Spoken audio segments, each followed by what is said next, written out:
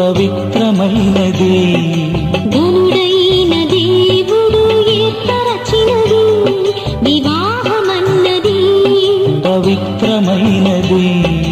ఘనుడైన దేవుడు ఏర్పరచినది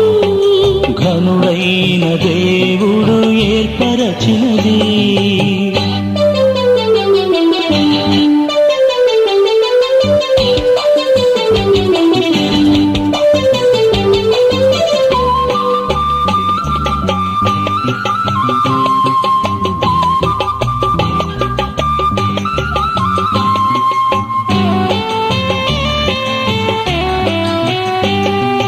దేహములో